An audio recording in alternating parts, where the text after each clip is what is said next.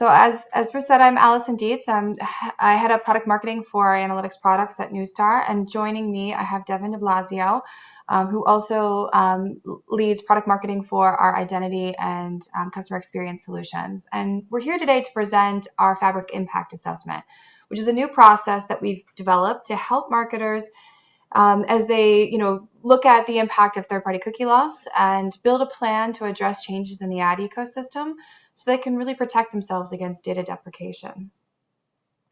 So I'm going to see if I can get the clicker to work. It was being a little funny. All right. So yes, as I said, we're here to talk about our Fabrick Impact Assessment. Oops, paused. Hold on.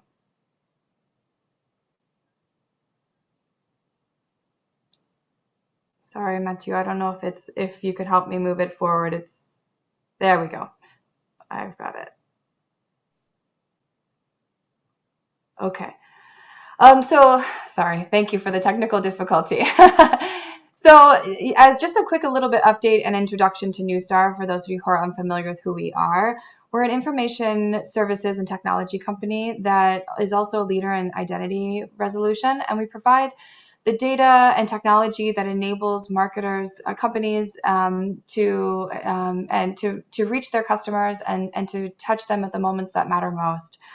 Our marketing solutions products are made up of our unified identity and our unified analytics solution. So identity is really about allowing marketers to maintain accurate and enriched information about their customers and their prospective customers, so that they can activate their data across different channels and to build personalized experiences with their consumers. And the analytics solution is really about, is a SaaS-based offering that enables marketers to understand, the consumer activity that in market, and to ensure that they can optimize their marketing mix, their campaign tactics, and their audiences, so they can improve the impact of marketing on their business. And all of this is powered by our Neustar Fabrick solution. So Fabrick is really a data connectivity platform that provides marketers with the identity linkages, the privacy protections, and the data connections they need in order to maintain and grow their marketing and analytics capabilities in that privacy-centric post-ID marketing environment that we've been talking about over the last couple of presentations. So just a little bit on Fabrick so that you can kind of understand what our Fabrick Impact Assessment does. Fabrick is made up of 5 key components, which you see listed here. First, we have programmatic integrations, which leverage the Nustar Fabrick ID as part of the bid stream. We also have identity-based integrations that leverage Nustar's OneID to execute direct PII-based matching, using identifiable data sources. We also have clean room technology, which enable trusted connections between 2 distinct data sources. Cohort integrations, which is, such as the integration that we've co-developed with Facebook, that allows us to group users into, groups of 100 based on similarities in ad exposure and feed those directly into our MTA models. And then contextual integrations, such as the relationship we have with the IAB here in the US, to enable brands to reach their first-party audiences amongst those contextual audiences. All of these capabilities enable us to build Fabrick, which, sorry if I can go forward. There we go. Fabrick is essentially helping marketers prepare for that future. And today, these 5 integrations enable us to measure up to 80% of media so that we can activate and measure without cookies or device IDs.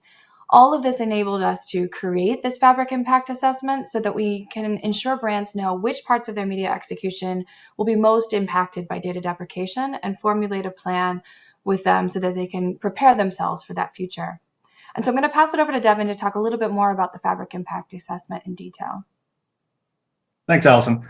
So again, as Allyson has described, Nustar has become the infrastructure for our clients, both from an identity standpoint, connecting all the dots, repairing their data so it can be used effectively, but also the connection points across the entire ecosystem. Our integrations with all of the partners, both for syndication and measurement, allow us a deeper lens into the performance and future performance of those partners without the use of cookies and mobile ad IDs and other identifiers. So today what we're doing is providing a snapshot in time to our clients. Because we have our hands on all the connections and we have our pipes essentially established across all these different partners, we know which of these partners are going to be prepared for the future state of cookies and ID deprecation and which are not. And so this is just a quick snapshot you saw earlier of an example of that Fabrick impact assessment for one of our Ad Age 200 clients. So essentially plotting this on a chart showing you top left quadrant who's at risk, and top right quadrant who is prepared and really sustainable today if cookies and MAIDs went away.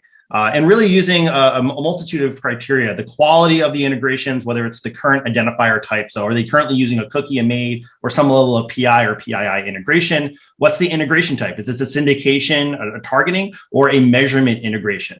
What's the current match rate with that partner? And do they have alternatives? Are they looking to invest in alternatives like cohorts or contextual or other identity solutions that we can start implementing now or in the future? And what is the impact? How much are they actually spending on those platforms? How many events are they seeing come through those platforms? Also, what are the use cases they're going to be utilizing those platforms for? Next slide, please. And so again, we did pretty much an assessment showing, of all the partners, what the percentages that are ready, not ready on the roadmap. Next slide, please. And then showing them in pretty much black and white what this looks like today. So for each of your partners across the board, what is the share of spend, total events, the match rate, integration type, the ID type, who's at risk, who's ready to go, and who's actually in process that will essentially be updated over time. Next slide, please. And then what is the action plan? How are we going to be moving them, either divesting from these particular partners or platforms, or changing the way they're integrating with those platforms? For example, GCM is in trouble. Anyone who's a Google shop is in trouble. Google does not have a plan for the future, but the publishers that are integrated with GCM, you can build a direct integration with them. Same thing for SA360, utilizing someone like Adobe as an example there.